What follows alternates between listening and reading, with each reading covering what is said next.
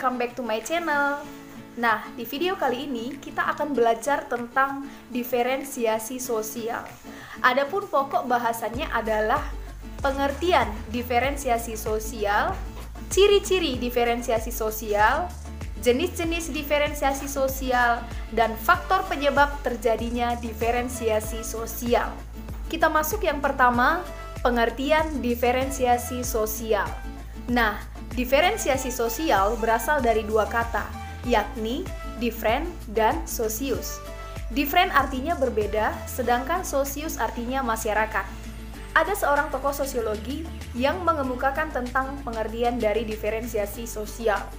Tokoh tersebut adalah Surjono Sukanto.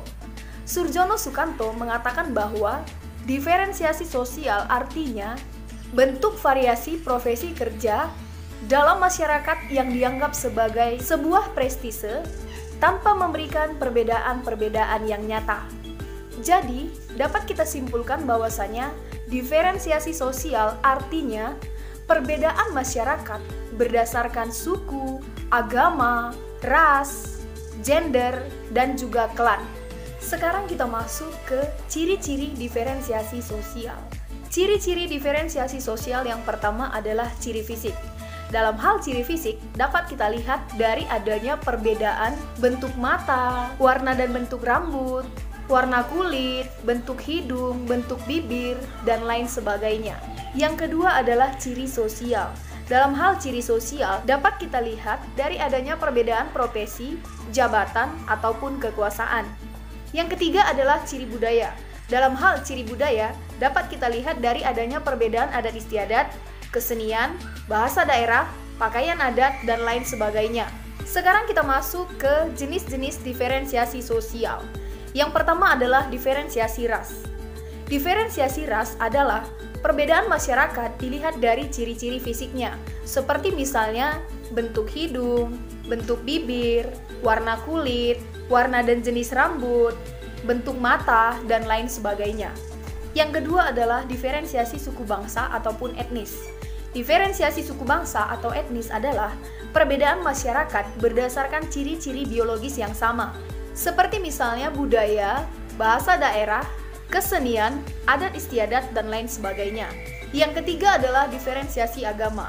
Diferensiasi agama adalah perbedaan masyarakat berdasarkan kepercayaan yang dianut, seperti misalnya agama Kristen, agama Hindu, Buddha, Islam, Konghucu, dan lain sebagainya. Yang keempat adalah diferensiasi klan. Diferensiasi klan adalah perbedaan masyarakat berdasarkan garis keturunannya. Perlu kita ketahui bahwasanya garis keturunan terdiri atas tiga. Yang pertama adalah patrilineal. Nah, patrilineal artinya menarik garis keturunan dari pihak ayah. Di dalam patrilineal, kedudukan laki-laki lebih menonjol daripada perempuan dalam hal pembagian warisan. Adapun contoh yang menganut patrilineal adalah suku Batak.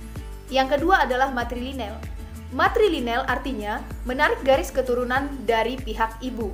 Di dalam matrilineal, pihak perempuan lebih menonjol daripada pihak laki-laki dalam hal pembagian warisan. Adapun contoh yang menganut matrilineal adalah suku Minangkabau. Yang ketiga adalah bilateral ataupun parental. Bilateral ataupun parental adalah menarik garis keturunan dari ayah dan ibu secara bersama-sama. Dalam hal bilateral ataupun parental, kedudukan laki-laki dan perempuan sama di dalam pembagian warisan. Adapun contoh yang menganut bilateral ataupun parental adalah suku Jawa. Yang kelima adalah diferensiasi gender. Diferensiasi gender adalah perbedaan masyarakat berdasarkan sifat dan tingkah laku sesuai dengan jenis kelaminnya.